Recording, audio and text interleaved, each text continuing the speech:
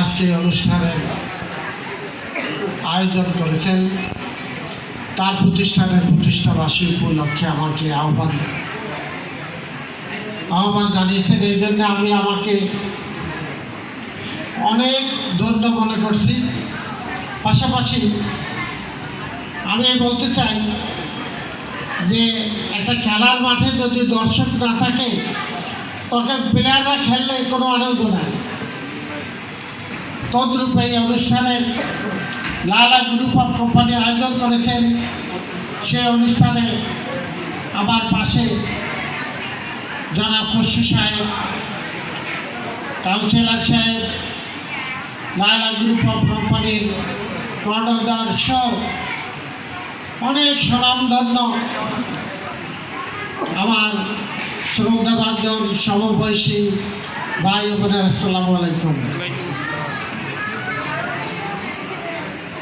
নবী করিম সাল্লাল্লাহু আলাইহি ওয়াসাল্লাম বলেছেন, ব্যবসা হচ্ছে সর্বোৎকৃষ্ট একটা মানুষের জন্য সম্পদ।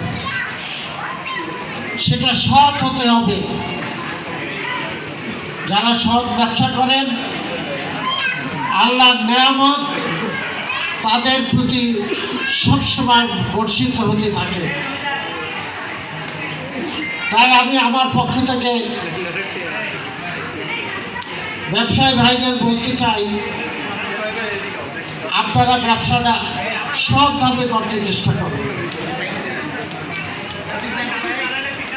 আমি যদি একজনকে ঠকাই, আমি কিন্তু আরেকজনের কাছ থেকে কিন্তু ঠকবো, আবার সে আরেকজনের কাছ থেকে ঠকবে।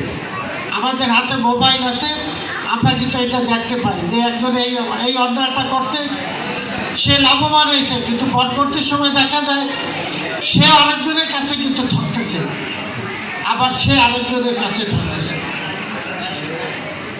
আমাদের এই বাংলাদেশের আমি তো সবাই কিন্তু সমালোচনা করবো, আমি সহ।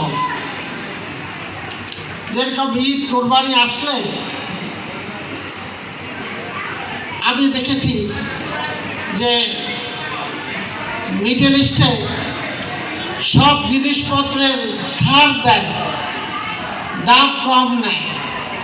আর আমাদের বাংলাদেশের আমরা যারা ব্যবসা করি, ঈদ কোরবানি রোজা আসলে আমরা সব জিনিসের মূল্য বৃদ্ধি করে দিই।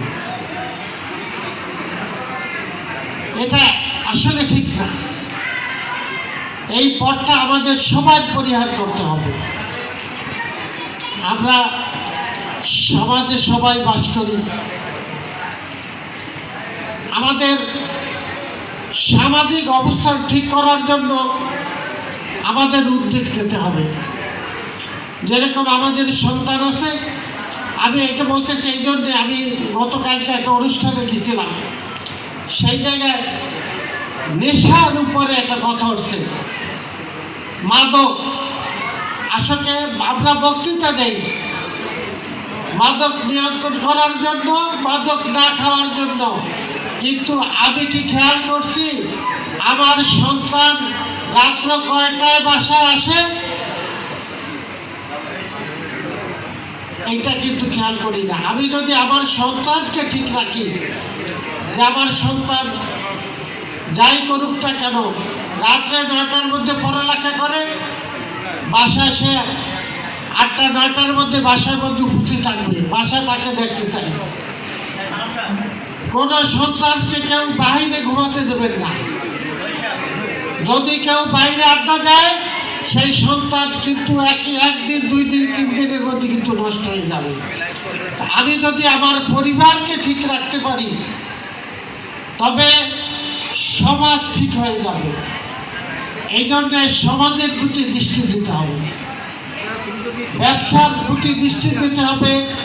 আমার ব্যবসার আমার ওজনে আমি কাউকে কম না দিই, এটা আমাদের লক্ষ্য রাখতে হবে।